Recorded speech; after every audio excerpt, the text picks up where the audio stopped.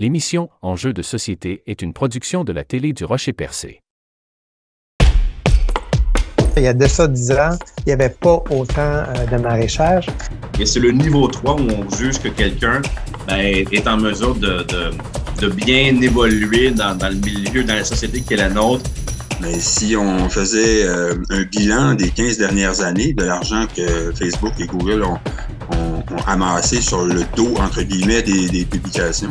Ça recule d'il y a 20 ans à peu près. C'était un village là, par année qui fermait en Gaspésie. Donc. On le sait, le Canada a pour objectif d'être carboneutre à l'horizon 2050. Donc nous, on va monter des projets avec les pêcheurs. De faire un compost maison de qualité, c'est très possible. Quand les finances personnelles sont bien gérées, que le magasinage en soi paraît au budget et est bien déterminé, c'est un outil qui peut être très, très utile. Aujourd'hui, nous recevons Charlie Paquette-Dupuis, coordonnatrice chez Produire la santé ensemble. Elle nous parle d'une initiative passionnante et extrêmement importante pour la région de la Gaspésie, la campagne Chasse généreuse. Vous vous demandez peut-être comment les chasseurs peuvent contribuer à lutter contre l'insécurité alimentaire tout en réduisant le gaspillage? Comment les traditions locales, comme la chasse, peuvent-elles être utilisées pour résoudre des problèmes tels que l'insécurité alimentaire? Charlie nous offre des pistes de réflexion et des solutions. Donc, est-ce que tu voudrais, c'est ça, nous expliquer un peu la genèse de cette campagne Chasse généreuse? Oui, en fait, Chasse généreuse, ça vient vraiment du programme des chasseurs généreux qui existe un peu partout au Québec puis en Gaspésie. On n'en avait pas encore ici, donc on a décidé de travailler avec 2 autres organismes de la région, qui sont le Centre d'action bénévole et le programme de récupération en supermarché.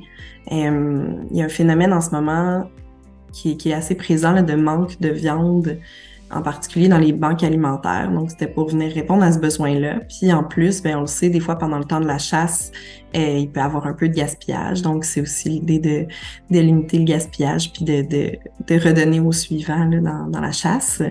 Donc, c'est une première année cette année. C'est un essai. On a hâte de voir la réponse des gens. Et puis, ça a déjà commencé à rentrer un petit peu. Donc, voilà. D'accord. Alors, comment ça fonctionne exactement? Pour les gens qui nous écoutent, c'est comment les chasseurs ou chasseuses peuvent contribuer à cette initiative. Puis après ça, qu'est-ce que vous faites techniquement par où passe la viande et après ça, comment elle est distribuée? En fait, c'est assez simple. Les chasseurs-chasseuses sont invités à parler avec leur boucher puis à valider si leur boucher sont partenaires du projet. Puis les bouchers partenaires vont nous transmettre là, la viande via les banques alimentaires. Donc, ça va être très simple. Si jamais ils ont de la viande à donner et que leur boucher n'est pas partenaire du projet, dans ce cas-là, il faut nous appeler là, puis on va pouvoir faire des validations. Donc, le numéro de téléphone, c'est le 418-782-1311 ou encore info@produire-la-santé-ensemble.org. D'accord. Alors, j'ai vu que il y a les organismes de sécurité alimentaire de Rocher-Percé qui sont impliqués dans cette campagne. Comment est-ce que vous avez une collaboration, c'est-à-dire avec, j'ai comme compris que c'était sous la bannière Nourrir notre monde. Comment est-ce que ça fonctionne? Vous êtes mis ensemble justement pour partir cette campagne-là? En fait, ça fait plusieurs années là, justement que on travaille très fort à développer des collaborations puis à travailler ensemble. Puis donc ça a été assez simple en fait. On s'est appelé puis le projet, tu sais, il est né assez rapidement parce que ça répondait tellement à un besoin puis parce qu'on commence à être habitué de travailler ensemble aussi. Fait que c'est toujours beau de voir qu'est-ce qui peut émerger super rapidement quand les organismes travaillent ensemble puis mettent en commun leurs ressources, là. Est-ce que tu as déjà eu un écho un peu de la communauté? Comment est-ce qu'ils ont réagi à cette initiative-là? S'il y a eu des retours particulièrement marquants? Ça suscite beaucoup d'enthousiasme, je pense. Là. La chasse, je pense que c'est quelque chose de tellement ancré par ici. Puis, il y a énormément d'enthousiasme. Il a déjà commencé à avoir quelques petits dons de viande. Puis, on a hâte de voir la suite là, parce que les gens vont commencer à sortir du bois. Fait que, voilà. Si on pouvait décrire comme les avantages justement de recevoir un don de viande en comparaison à d'autres types de dons alimentaires, Comment est-ce que, sous la bannière de produire la santé ensemble, vous voyez ça? Ben, en fait, l'objectif de ces dons-là, c'est vraiment d'être redistribué via le programme de coupons coup de pouce du programme de récupération en supermarché, puis le service de dépannage alimentaire, là. Donc, ça vient vraiment en aide à des besoins criants. Donc, on sait que on y va dans les habitudes d'alimentaire des gens. Puis nous, on a vraiment servi d'agent liant pour faire la campagne de communication, pour aller rejoindre les bouchers, pour servir de logistique, parce qu'on le sait que souvent, plusieurs organismes en sécurité alimentaire sont vraiment débordés. Donc, c'est vraiment une super belle collaboration. Est-ce qu'il y a des défis majeurs auxquels vous êtes confrontés pour que justement ça a été, peut-être avant que ça se mette en place ou aujourd'hui encore? En fait, on le voit, là, je pense que tout le monde peut le constater, l'explosion des prix du panier d'épicerie, l'explosion des prix de la viande. Donc, on a une explosion des demandes dans nos services alimentaires. Donc, ça vient vraiment répondre à un besoin très spécifique. Ouais. Est-ce que ce serait juste de dire, parce que j'ai cette image un peu qu'il y aurait suffisamment d'aliments autour de nous pour pouvoir justement pallier à ces difficultés-là, que ce soit par rapport aux hausses des prix des épiceries, mais aussi par rapport au ravitaillement que peuvent avoir les épiceries?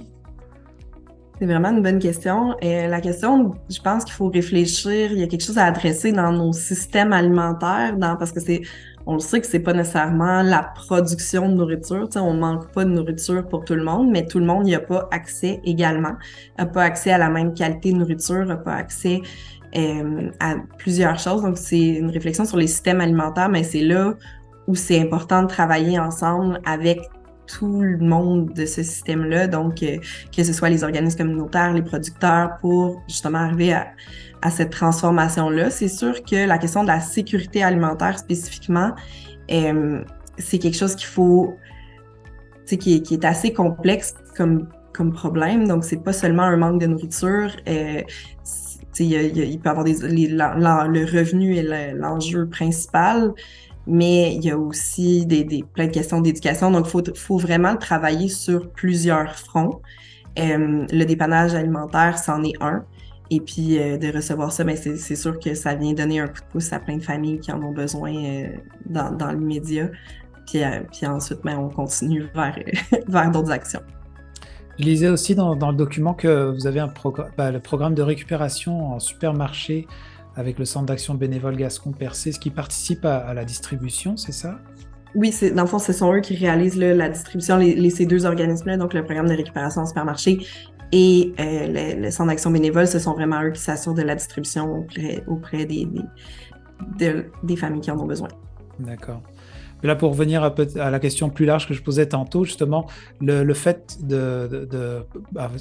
j'imagine que pour les gens qui connaissent ou qui entendent parler de produire la santé ensemble, ils savent c'est quoi votre mission, mais dans le fond, est-ce que ce que vous êtes en train de faire là répond bien sûr en grande partie justement à pallier à cette insécurité, on va dire, alimentaire qui pourrait y avoir dans notre région. Puis en plus, aujourd'hui, c'est la journée internationale d'essayer de contrer la pauvreté. Je sais que ça peut avoir un lien aussi, des fois, quand on n'a pas accès à l'alimentation.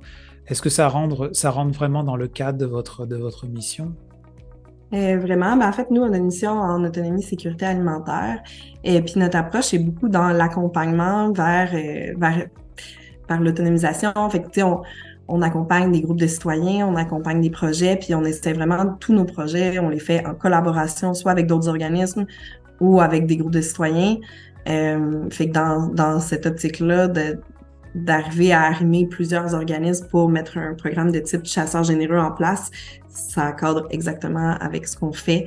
Nous, ce qu'on veut, c'est que tout le monde arrive à mieux manger. Puis là, justement, pour l'avenir de cette campagne, comme tu l'as dit tantôt, c'est une première pour la région ici. L'idée, c'est d'essayer de la garder vivante à chaque année, justement, profiter de la période de la chasse pour continuer un peu à garder cette possibilité de don. Oui, mais on a très hâte de voir la réponse cette année, mais c'est certain que on pense que c'est super, puis je pense que des échos qu'on a, les chasseurs sont enthousiastes puis ont envie aussi là, de contribuer au suivant puis de faire partie de ce mouvement-là. Et ceux qui sont peut-être moins confrontés à l'insécurité alimentaire, est-ce qu'on peut dire que dans la région, ou en Gaspésie en général, ou dans le secteur de Rocher-Percé, il y a quand même un volume. Est-ce que c'est quelque chose qui est grandissant au niveau de cette insécurité-là? Est-ce que c'est quelque chose qu'on arrive à pallier facilement ou c'est toujours un défi? Comment toi tu vois la situation, l'état de la situation actuelle? En fait, sur le territoire, il y a le dernier rapport sur les inégalités sociales de santé qui est sorti et puis qui fait quand même état de certaines situations inquiétantes. Selon l'Institut de la statistique, selon l'indice de vitalité de l'Institut des statistiques du Québec, on est la 2e MRC la plus dévitalisée sur le territoire. Donc, il y a beaucoup de choses sur lesquelles il faut agir. Sur le terrain, ce qu'on constate, c'est une explosion des demandes alimentaires, c'est des besoins assez urgents. On pense que le milieu est quand même en train de se mobiliser, qu'il y a plein de choses super intéressantes qui sortent. Ce qui va être important, ça va être de garder du financement pour ces choses-là et puis de continuer à travailler ensemble puis à travailler avec l'ensemble des acteurs là, du système alimentaire. Ce qui est encore plus pertinent d'avoir des actions comme cette campagne, de pouvoir redistribuer un peu sous forme de dons, en tout cas c'est ça que je comprends pour de la viande en ce moment. Si jamais, je veux dire, les gens qui nous écoutent, tu as nommé tout à l'heure le numéro de téléphone, on va l'afficher en tout temps, là, comme ça il sera tout le temps visible. Les chasseurs qui nous écoutent, dans le fond, ils ont juste à aller voir leur boucher, c'est ça que j'ai compris. Et de là, les bouchers, normalement, sont aussi prévenus pour donner suite à cette affaire-là. Exactement. D'accord.